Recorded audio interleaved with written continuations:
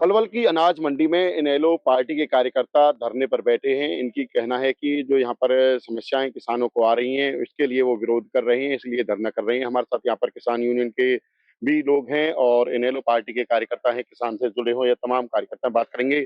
सौरभ साहब, क्या वजह है धरना करना पड़ रहा है आपको यहाँ पर मंडी में? देखिए, जो इन्होंने नई तरीका की शर्त किसान को गेहूं बेचने के लिए किया है। पहले ये देखिए ना, किसान अपनी फसल का गेहूं बेचने के लिए मंडी में आ रहा है। अब सरकार से हमारी ये मांग, सरकार उसके जो अफीम बेच रहे हैं उनको रोकने का काम करे, जो सुल्फा बेच रहे हैं सरकार उनको रोकने का काम करे, जो अवैध शराब बेच रहे हैं सरकार, कच्ची शराब बेच रहे हैं उनको रोकने का काम करे। लेकिन जो किसान अपने खेत से पैदावार को, गेहूं को ला करके, जो अपनी क्रॉप होती है उसको ला रहा है, और उसे बेचने में जो इन्होंने इतनी जो शर्तें लगाई हैं, अभी कहा हमारे एक कार्यकर्ता ने कि जो जमीन का जो मालिक होगा उसका बायोमेट्रिक लगेगा, उसी की तरफ से ये सारा गेट पास होगा। और नंबर प्लेट जो है ट्रैक्टर में लगाई जाएगी। हमारे यहाँ एक रिवाज है, और हर किसान की, यदि एक पे ट्रैक्टर है और उस पर ट्रॉली, और एक पे ट्रैक्टर है ट्रॉली नहीं है, तो ट्रॉली, तो जो छोटा किसान होता है वो ट्रॉली दूसरे से लेकर के अपना अनाज मंडी में पहुंचाता है। लेकिन वो व्यवस्था भी इन्होंने खत्म कर दी, क्योंकि ट्रॉली पे अलग, जब नंबर अलग होगा, ट्रैक्टर पे अलग होगा, तो उसका गेट पास नहीं होगा। तो इस प्रकार से एक समस्या ये है।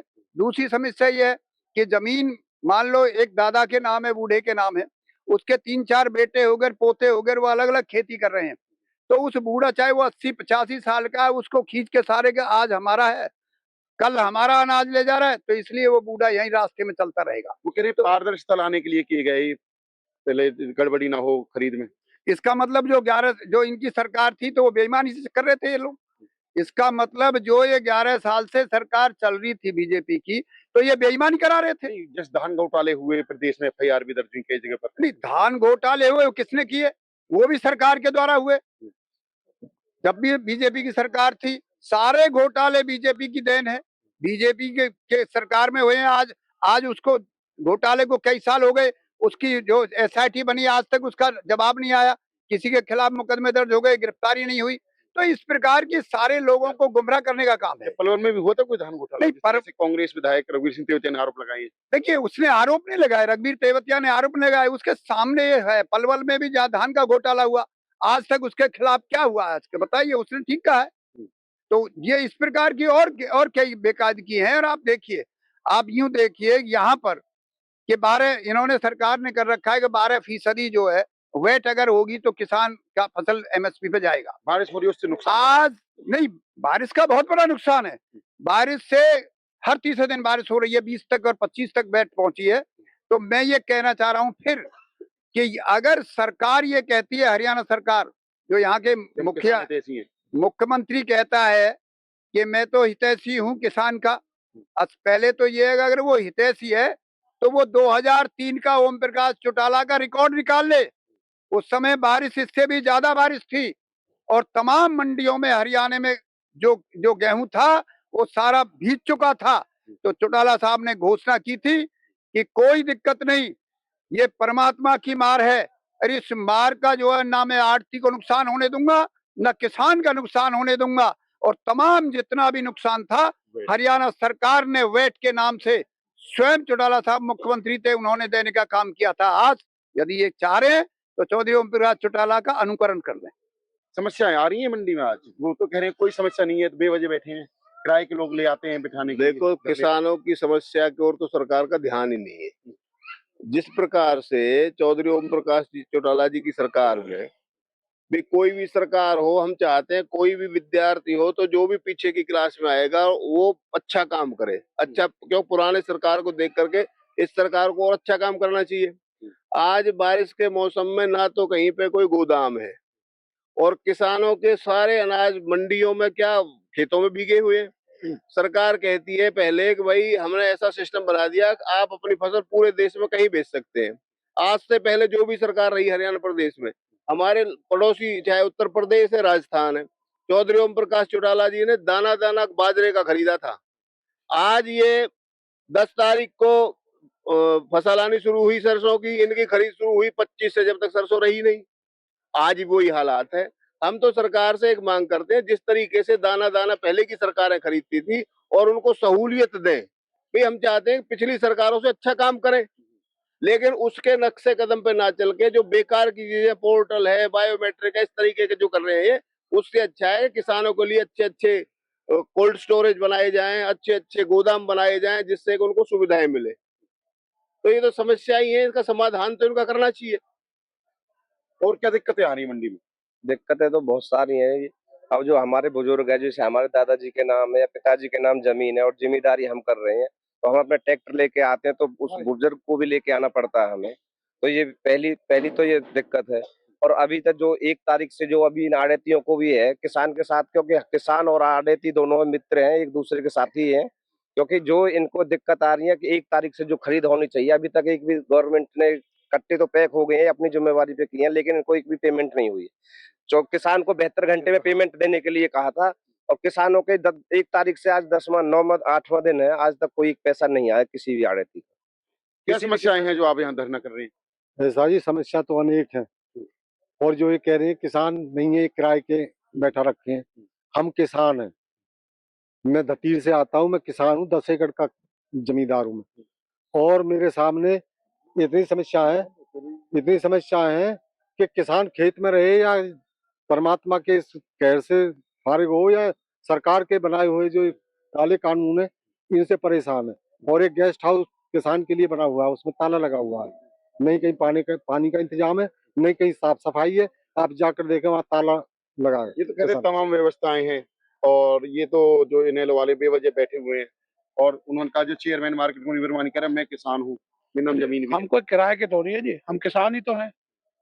और जिस जिस तरीका से पहले से पैदा लिए जाती थी, उसी तरीका से गेहूं खरीदे।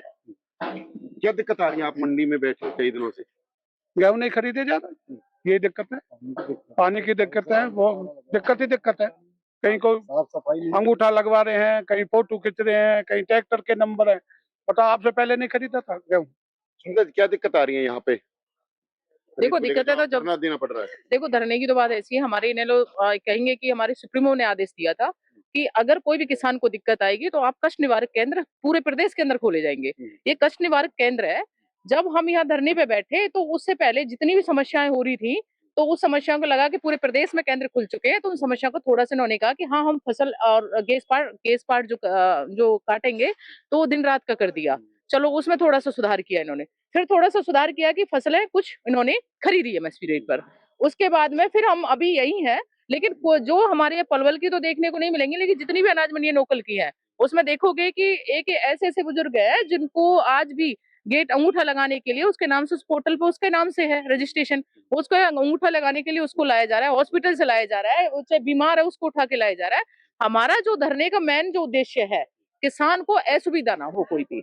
अगर जो अंगूठा लगाया जा रहा है जो ये खत्म करा जाए और उनको उसी तरीके सुचारू रूप से जैसे पहले अनाज खरीदा जाता था, पहले जिस तरीके से मंडियों में एक सुचारू रूप से करा जाता था, कोई गेट पास की जरूरत नहीं थी। जिन पे बैलगाड़ियां थी, जिन पे बुग्गी थी, वो हर तरीके से अनाज ले आते थे। आज इन्होंने स्पष्टीकरण दे दिया, नहीं दे कोई ट्रैक्टर किसी को, इसका मतलब वो छोटे किसानों को तो अनाज ही नहीं बिकेगा, बुग्गी पे तो नंबर भी नहीं होता। वो नंबर भी नहीं होता। तो यही तो बात है ना, इन चीजों को खत्म करें, हमारी ये मांग है। अभय सिंह चौटाला जी ने एक ही स्पष्टीकरण किया है कि किसानों के साथ अन्याय बिल्कुल बर्दाश्त नहीं होगा, क्योंकि हम किसान से जुड़े हुए हैं, हम किसान मजदूर कमेरे की ये पार्टी है और किसानों के साथ हो रहे अन्याय के साथ हमेशा खड़े हैं, चाहे हमें धरातल पर जाना पड़े, चाहे हमें जेल में जाना पड़े। आप धरने पर बैठे हैं, और जो भाजपा वाले हैं जैसे चेयरमैन है पंकज अरमानी, वो कहते बेवजह बैठे हैं, किराए के लोग हाँ, उनको वो विपक्षी पार्टियां है, प्रेजेंट पार्टी है, वो कुछ भी कह सकते हैं। वो कुछ भी कह सकते हैं क्योंकि हाथ में सत्ता है, और सत्ताधारी हमेशा से आपने देखा है कि हमेशा से वो वहां भी रहा है। तो हम विपक्षी है, हम विपक्ष का काम करेंगे ना। हम जो हमें दिक्कत जो मजदूर कमेरे को आएगी, हम विपक्षी का काम करें, हम विपक्ष बन के आपने बयानबाजी की उनको लेकर, चेयरमैन पद को लेकर, उसमें भी आप गिर गए हो। देखो नहीं, मैंने कोई चेयरमैन को लेके ये नहीं करी। मैंने ये कहा था, चाहे वो चेयरमैन, चलो उसको सोचने का फर्क है, लोग सोच नहीं पा रहे। एक व्यवसाय से जुड़ा नाम है ये बनिया शब्द जो है। बनिया कोई जाति विशेष का नाम नहीं है, जो पर्टिकुलर जाति नहीं है। और पर्टिकुलर कोई जाति है तो मुझे बताए और आके नोट करे, मेरे से बहस करे, मैं बहस करने के लिए तैयार हूं। एसी कमरे में बैठे रहते हैं, खाते रहते हैं, मोटे हो रहे हैं, किसान नहीं है, किसानों से कोई जुड़ नहीं। वो कह रहे हैं हम किसान है, वो जमीन के कागजात लेके। देखो मैं बिल्कुल स्पष्टीकरण देना चाहूंगी, जो किसान रहे हैं और किसान है, पीछे से कौन रहा है, कैसे ना रहा है, हमने जो देख रहे हैं आज प्रेजेंट, जो जिस तरीके के हालात हैं, अगर 2 घंटे धूप में खड़ा कर दो इस व्यक्ति को, समझ में आ जाएगा कि किस तरीके का किसान है। और फिर दूसरी बात कहते हैं कि हाँ, किसानों के जब किसान किस तरीके का, जब किसान का तो दर्द ही नहीं समझ पा रहा। तो इस तरीके के हालात समझ रहे हैं, दर्जे बेवजह बैठे हैं, राजनीति कर रहे हैं। नहीं, हम कोई राजनीति नहीं कर रहे, और राजनीति कर रहे हैं तो हमारा कर्तव्य बनता है, हम विपक्ष है और विपक्ष की अपनी भूमिका निभाएंगे। आपको कोई भी, हमारे मौलिक अधिकार है, हर व्यक्ति किसी भी पार्टी का है वो बैठ सकता है, वो जो लोगों की समस्या, उसको समस्याओं को सुलझाने के लिए वो धरना भी कर वो ये भी सकता कह रहे है। हैं कि जिस तरह की बयानबाजी दे रहे हैं, इनको पार्टी से निकाल देना चाहिए, इसी वजह से पार्टी आज सत्ता से दूर है। आज जितने भी बलात्कारी, 40 सांसद बलात्कारी बीजेपी सरकार में, निकालने का काम करो उन बलात्कारियों को इस पार्टी से, मैं उनका काम करूंगी। जितने भी मर्डरी, जितने भी केस जितने भी हैं, सारे के सारे बीजेपी पार्टी में निकालने का काम करो ना। ये अभय सिंह चौटाला जी की पार्टी है, ये इंडियन नेशनल लोकदल पार्टी है, ये जमीन से, हकीकत से जुड़ी हुई पार्टी है। पैसे लेके कोई नहीं आता यहाँ कोई पैसे का नाम तो क्या, यहाँ वो हौसले हैं जो 40 साल से, जो ताऊ देवीलाल जी के समय से लोग पंकज वर्मानी यहाँ निभा रहे हैं। हैं। उनका आरोपित लगाना काम है, उनको हिंदू मुस्लिम करना काम है, उनको जातिगत लोगों को उलझाना और किसानों की समस्याओं को दबाना और जातिगत में उलझाना उनका मेन काम है, जो उन्होंने सक्सेस कर रहे हैं। हमेशा से बीजेपी सरकार की आपके धरने का कोई असर पड़ रहा है, किसानों को लाभ हो रहा है? क्यों, बिल्कुल क्यों नहीं। आज देखो, आज किसान की जिसकी फसल आज आई है मंडी में और जिसकी आसानी रूप से हमने यहाँ देखा कि कृषि निवारक केंद्र है, उसको आराम से लिया गया। जब तक हम यहाँ बैठे रहते हैं और लिया गया तो खुश भी है कि हमारे लिए, कि अभय सिंह चौटाला जी हमारे लिए लड़ रहे हैं, पूरे हरियाणा प्रदेश के अंदर खड़े हैं हमारे लिए। यहाँ बैठे रहते हैं, गेट पास में जब दिक्कत आती है, ट्रॉली आती है, वहाँ दिक्कत नहीं, आती जाते है, हैं, गेट पास के लिए भी जाते हैं। अगर कोई वहाँ दिक्कत आ रही है, ट्रॉली का नंबर जो वो कहते हैं ना कि ये लिख के नहीं माना जाएगा, ये पोर्टल नहीं उठा पा रहा। पंकज वर्मानी जी खड़े मिलते हैं गेट पे? नहीं, हमने तो आज तक हम कहते हैं कि विपक्ष हो जाए भले ही, जहां एक सत्ताधारी लोग यहाँ कुर्सी पे बैठे और विपक्ष वहां आ रहा है, तो विपक्ष को पूछना चाहिए आके कि तुम्हारे पास पानी है, नहीं है, किस तरीके से बैठे हो, क्यों बैठे हो, किस दिन आया है यहाँ इस धरने पे बैठ के, कि तुम्हारी समस्या क्या है, किस कारण बैठे हो, किस दिन चेयरमैन आया और किस दिन यहाँ जो मंत्री है, मंत्री जी आए थे, हमारे पास कोई नहीं आया। मंडी में आओ, मंडी में तो 4 लोग खड़े करके, आप प्रेजेंट सरकार में 4 लोग कहीं से भी खड़ा कर लो और देखे मीडिया, तुम सारी मीडिया आई जाती है। हाँ, तो वो तो फोटो शूट है, वो होता है, वो हकीकत है। जमीनी स्तर पर आके देखो ना, उन बुजुर्गों से पूछो ना, उस किसान का दर्द पूछो ना। 4 किसान खड़े कर लिए उन्होंने कि हाँ हमारे यहाँ से इर्द गिर्द खड़े, उनके फोटो शूट हो गया। सरकार से क्या मांग करते हो ताकि समाधान हो, व्यवस्था ठीक ठाक हो, सुचारू रूप से? सरकार से हमारी देखो मांग है तो बहुत सारी है, और लड़ाइयां हमारी धरातल की है। रही उसकी बात, सुचारू रूप से जो पहले जो संवैधानिक तरीके से जो किसानों को जो सुविधाएं होती थी, असुविधा होने का तो एक नाम की भी वो नहीं थी। क्योंकि एक कहावत कही जाती है कि जब चौधरी ओम प्रकाश चौटाला जी थे, सीएम थे, तो कुछ किसान सीएम साहब को मिले जाके वहाँ। उन्होंने कहा कि हमें इस तरीके से परेशान किया जा रहा है, मंडियों द्वारा, आड़तियों द्वारा, नमी के नाम पर हमारी फसल को नहीं लिया जा रहा है। पता है, उन्होंने एक ही शब्द बोलते थे कि किसान को जहाँ परेशानी हो गई, इसका मतलब यहाँ किसान सीएम बैठा है। उन्होंने एक ही कहा था कि जितनी भी, चाहे नमी है चाहे उसमें फसल में सूखी है, मेरा किसान परेशान नहीं होना चाहिए। अगर वो उस नमी वाली फसल को भी बिकवाने का काम करते थे। ऐसी होती है सरकार, ऐसी होती है, क्योंकि किसान का मेरा मजदूर जहाँ परेशान हो गया ना, वहां सत्ता में रहने का कोई सीएम बनने की कुर्सी पे बैठने के लिए नहीं है। यहाँ मजदूर किसान का मेरे लिए कि आप सत्ता में बैठे हो और कुर्सी पे बैठे हो। अगर उस कुर्सी पे बैठे हो तो उस कुर्सी का आपका दिशा निर्देश है, जो जनता सुख में ही रहे, हर किसान मजदूर का मेरा जो उसको सुविधा मिले, उसके लिए आप कुर्सी पे बैठे हो। वो स्टैंड होना चाहिए, वो निवारण होना चाहिए। हमारी ये मांग है।